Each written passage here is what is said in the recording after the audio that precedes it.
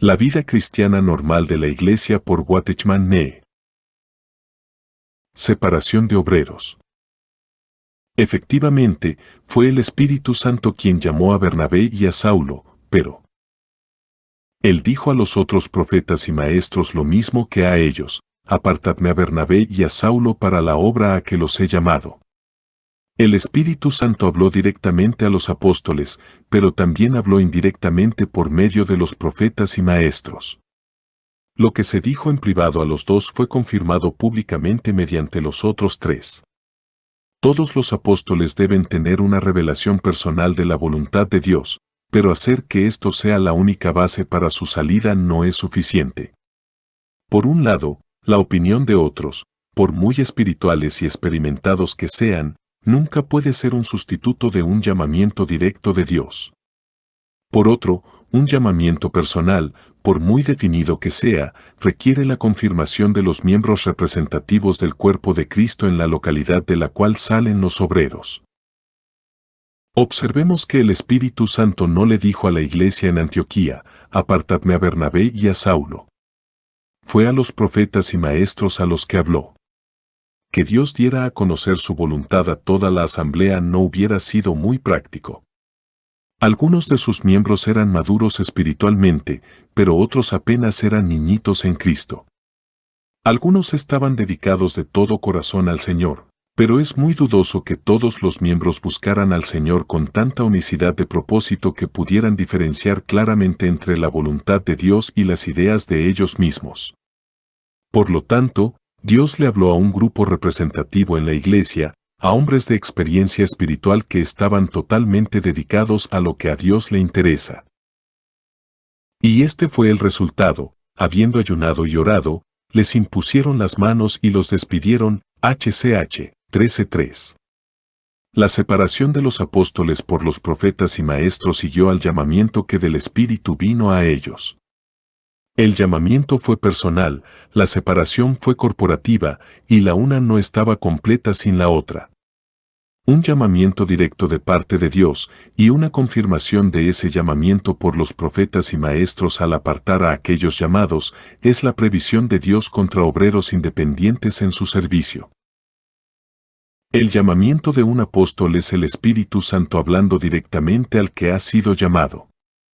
La separación de un apóstol es el Espíritu Santo hablando indirectamente por medio de los colaboradores de aquel que ha sido llamado.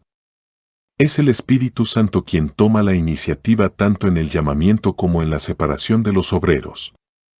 Por lo tanto, si los hermanos representantes de cualquier asamblea apartan a hombres para el servicio del Señor, deben preguntarse a sí mismos: ¿estamos haciendo esto por nuestra propia iniciativa o como representantes del Espíritu de Dios?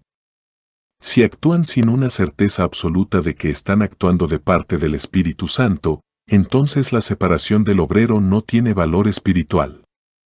Deben poder decir de cada obrero que envían: fue enviado por el Espíritu Santo, no por el hombre.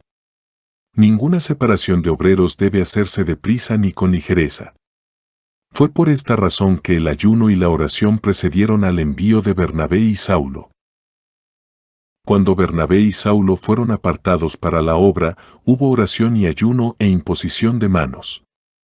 La oración y el ayuno no se hicieron meramente en vista de la necesidad inmediata de un discernimiento claro en cuanto a la voluntad de Dios, sino también en vista de la necesidad que vendría cuando de hecho los apóstoles se hubieran ido.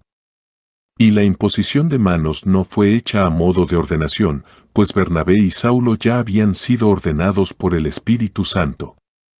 Aquí, como en el Antiguo Testamento, la imposición de manos era una expresión de la unidad perfecta de las dos partes representadas. Era como si los tres que enviaban a los dos enviados les dijeran: cuando vosotros dos, miembros del cuerpo de Cristo, vayáis, todos los otros miembros van con vosotros. La ida de vosotros es la nuestra y la obra de vosotros es la nuestra. La imposición de manos era un testimonio de la unidad del cuerpo de Cristo. Significaba que los que se quedaban eran uno con los que se iban, y que estaban en pleno acuerdo con ellos, y que al irse, los que se quedaban en la base se comprometían a seguirlos continuamente con interés lleno de oración y comprensión llena de amor.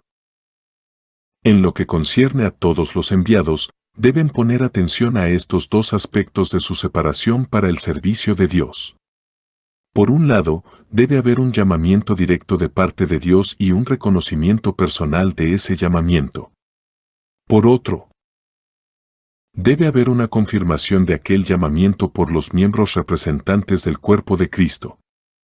Y en cuanto a todos los responsables del envío de otros, por un lado, deben estar en posición de recibir la revelación del Espíritu y de discernir la mente del Señor. Por otro, deben poder participar solidariamente en la experiencia de aquellos a quienes ellos, como miembros que representan al cuerpo de Cristo, envían en el nombre del Señor. El principio que gobernó el envío de los primeros apóstoles todavía gobierna el envío de todos los apóstoles que verdaderamente son designados por el Espíritu para la obra de Dios. La expresión del cuerpo. ¿Sobre qué base apartaron estos profetas y maestros a algunos hombres para que fueran apóstoles y a quienes representaban estos profetas y maestros? ¿Por qué ellos, y no toda la iglesia, separaron a esos obreros?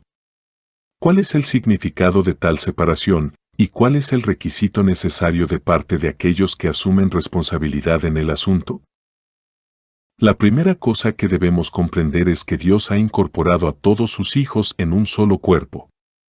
Él no reconoce ninguna división de su pueblo en varias iglesias y misiones. Él ha planeado que todos los que son de Él vivan una vida corporativa, la vida de un cuerpo entre cuyos muchos miembros hay consideración mutua, amor mutuo y entendimiento mutuo. Además, Él tiene el propósito de que no solo la vida, sino también el ministerio de sus hijos se base en el principio del cuerpo, de modo que sea un asunto de asistencia mutua, edificación mutua y servicio mutuo, es decir, para que sea la actividad de los muchos miembros de un cuerpo. Hay dos aspectos del cuerpo de Cristo, la vida y el ministerio.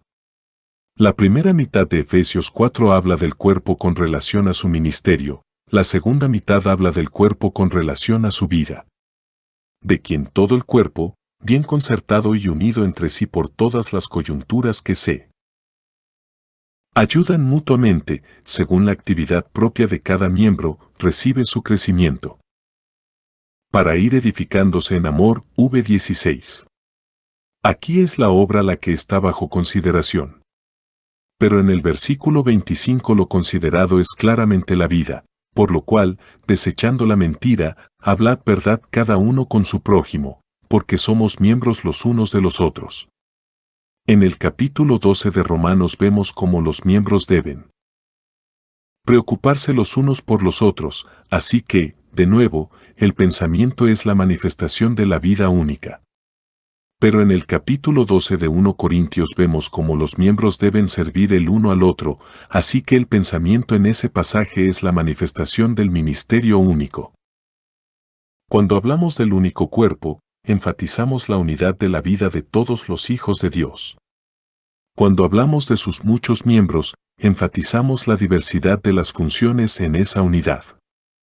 La característica de lo anterior es vida, la característica de lo posterior es trabajo.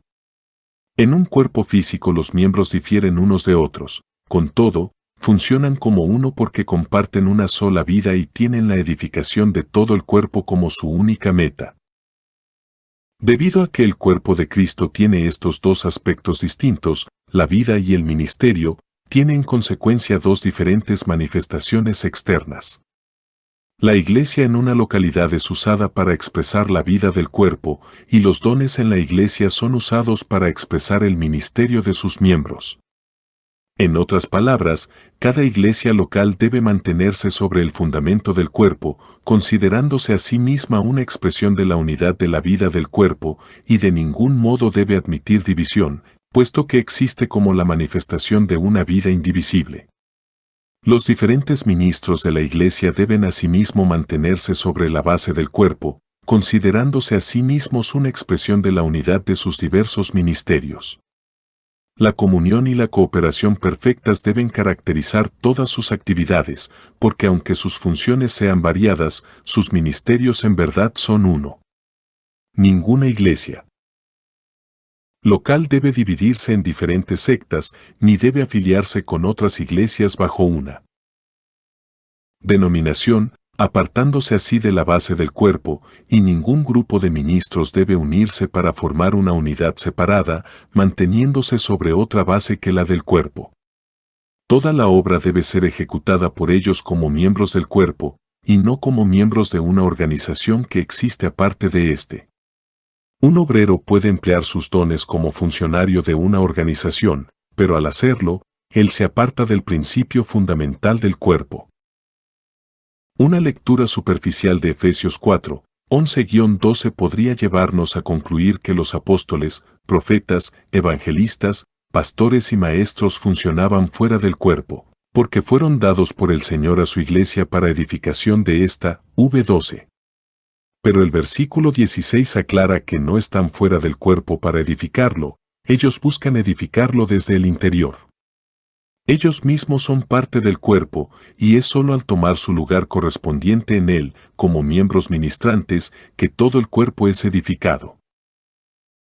Que las iglesias son la expresión local del cuerpo de Cristo es un hecho establecido, de manera que no necesitamos ahondar en eso ahora. Sin embargo, se requiere alguna explicación sobre los ministros dotados a quienes Dios ha puesto en la iglesia como la expresión del ministerio del cuerpo. En 1 Corintios 12 Pablo claramente trata la cuestión del servicio cristiano. Él compara a los obreros a diferentes miembros de un cuerpo y muestra que cada miembro tiene su utilidad específica y que todos sirven al cuerpo como pertenecientes a él y no distintos de él. En el versículo 27 escribe, «Vosotros, pues, sois el cuerpo de Cristo, y miembros cada uno en particular», y en el siguiente versículo dice, «Y a unos puso Dios en la iglesia, primeramente apóstoles, luego profetas, lo tercero maestros, luego los que hacen milagros, después los que sanan, los que ayudan, los que administran, los que tienen don de lenguas». Un estudio de estos dos versículos aclara que los ministros dotados que se mencionan en él. Versículo 28 son los miembros mencionados en el versículo 27, y que la iglesia que se menciona en el versículo 28 es el cuerpo mencionado en el versículo 27. Por lo tanto, lo que los ministros son para la iglesia, es lo que los miembros son para el cuerpo.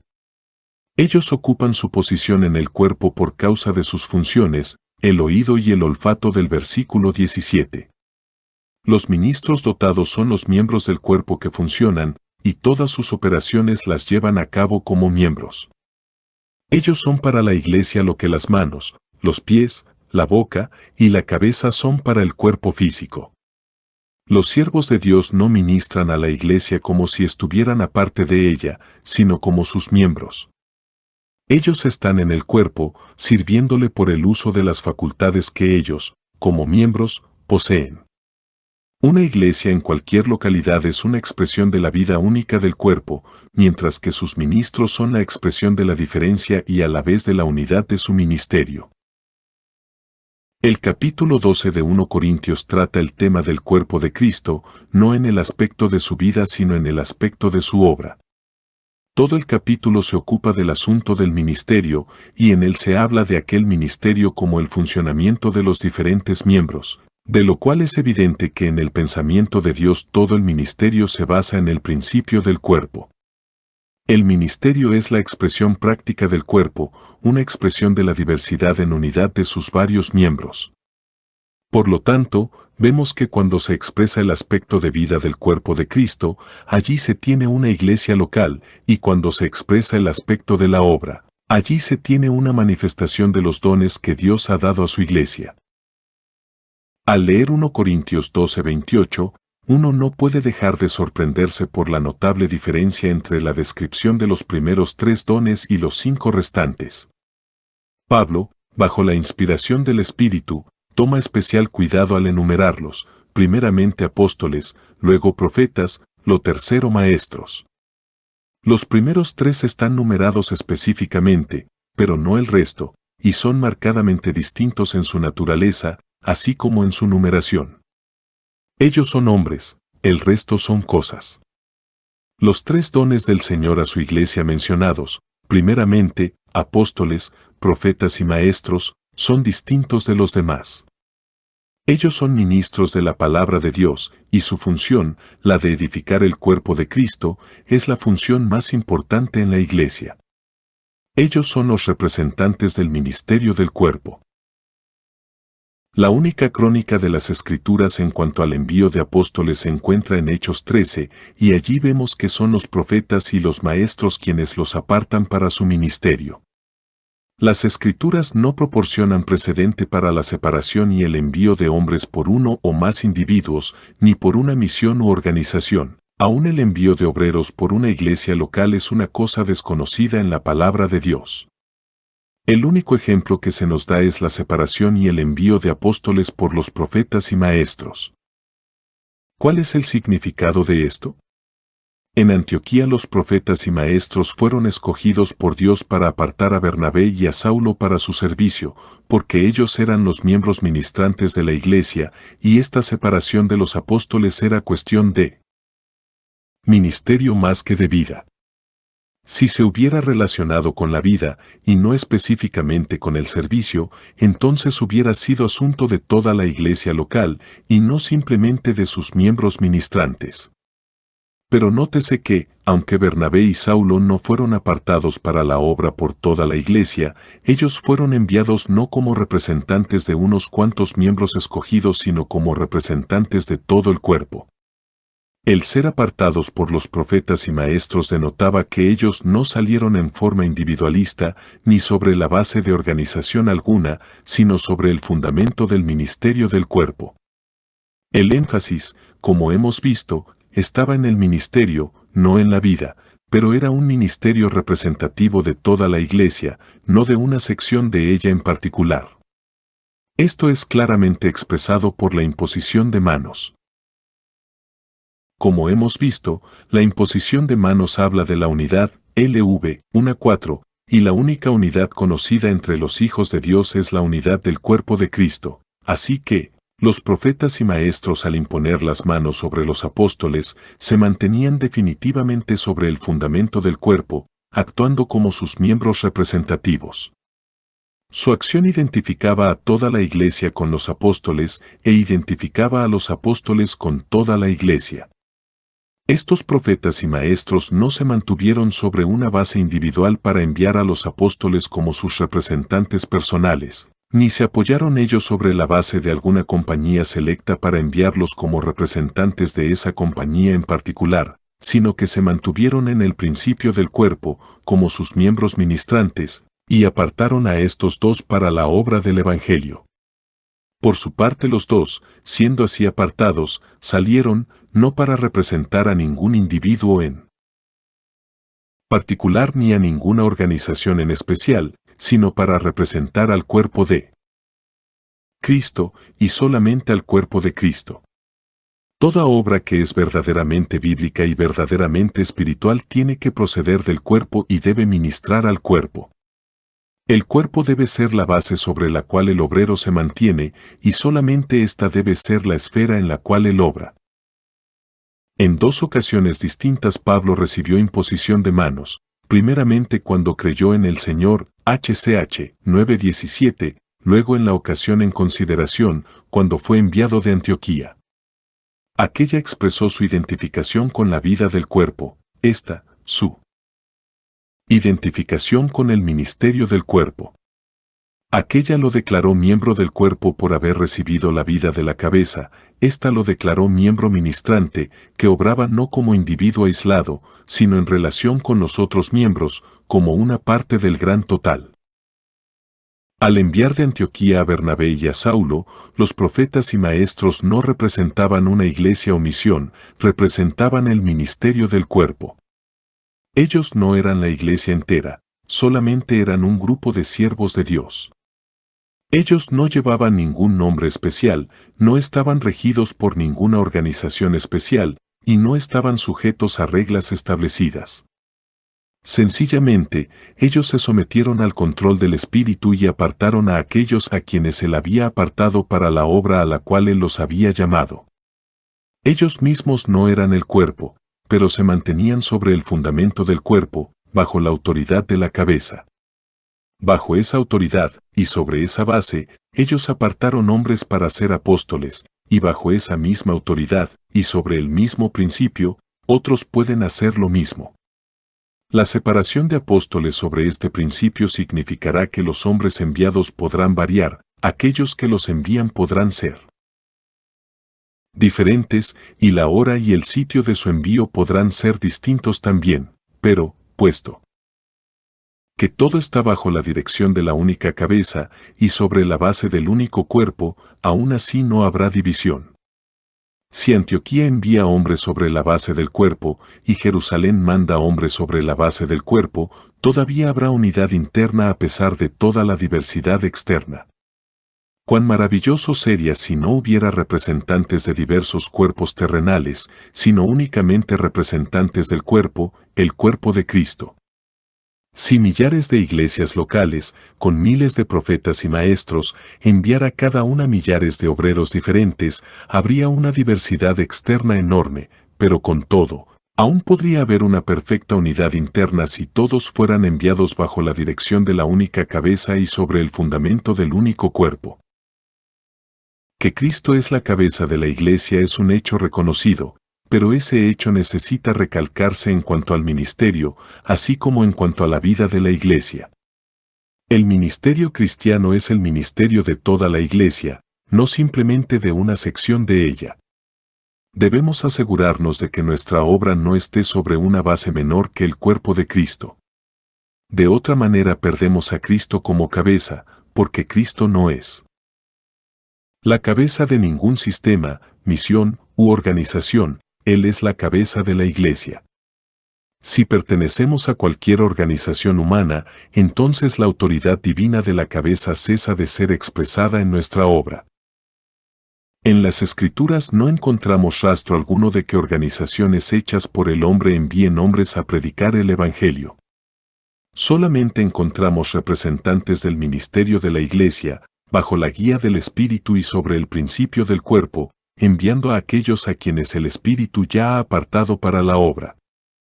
Si aquellas personas responsables del envío de los obreros mandaran a estos, no como sus propios representantes o como representantes de alguna organización, sino solamente como representantes del cuerpo de Cristo, y si aquellos enviados no se basaran en ninguna iglesia o misión en particular, sino únicamente sobre el principio fundamental de la iglesia, entonces no importaría de dónde vinieran los obreros o a qué lugares fuesen, siempre sería posible tener cooperación y unidad y se evitaría mucha confusión en la obra.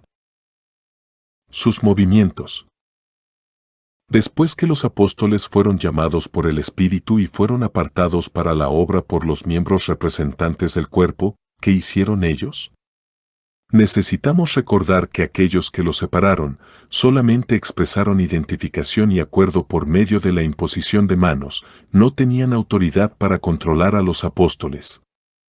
Aquellos profetas y maestros en la base de la obra no asumieron ninguna responsabilidad oficial en relación con sus movimientos, sus métodos de trabajo, ni el suministro de sus necesidades financieras. En ninguna parte de las Escrituras encontramos que los apóstoles estén bajo el control de algún individuo o de algún grupo organizado. Ellos no tenían reglamentos a los cuales tenían que ceñirse ni superior alguno que obedecer. El Espíritu Santo los llamó y ellos siguieron su dirección y guía, solo Él era su director. En los capítulos 13 y 14 de Hechos encontramos el primer registro bíblico de los movimientos misioneros. Aunque hoy en día los lugares que visitamos y las condiciones que encontramos sean sumamente diferentes de aquellos del relato en las Escrituras. Sin embargo, en principio la experiencia de los primeros apóstoles bien puede servir como ejemplo para nosotros. Veamos por un momento estos dos capítulos. Ellos, entonces, enviados por el Espíritu Santo, descendieron a Seleucia y de allí navegaron a Chipre. Y llegados a Salamina, anunciaban la palabra de Dios en las sinagogas de los judíos. Tenían también a Juan de ayudante. Y habiendo atravesado toda la isla hasta Pafos, hallaron a cierto mago, 13:46. Desde el mismo comienzo, un movimiento constante caracterizó a esos enviados. Un verdadero apóstol es uno que viaja, no uno que se establece en un solo lugar. Habiendo zarpado de Pafos, Pablo y sus compañeros arribaron a Perge de Panfilia, pero Juan, apartándose de ellos, volvió a Jerusalén. Ellos, pasando de Perge, llegaron a Antioquía de Pisidia, y entraron en la sinagoga un día de reposo y se sentaron. 13:14. La Antioquía mencionada aquí no es la misma Antioquía de la cual salieron Bernabé y Saulo en su primer viaje misionero. Los apóstoles estaban constantemente de gira, proclamando la palabra de Dios por donde quiera que iban, pero nada se nos dice del resultado de su trabajo hasta que llegaron a Antioquía de Pisidia. De aquí en adelante hay un desarrollo definido de la obra.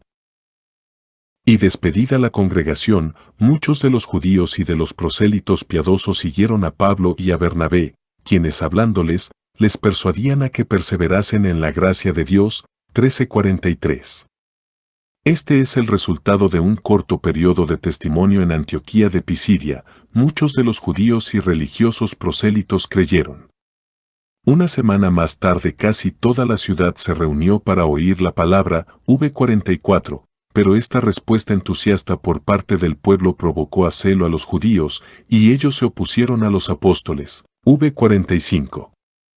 En este punto los apóstoles se volvieron a los gentiles. 46, y creyeron todos los que estaban ordenados para vida eterna. 48. El sábado anterior cierta cantidad de judíos había recibido la palabra de vida.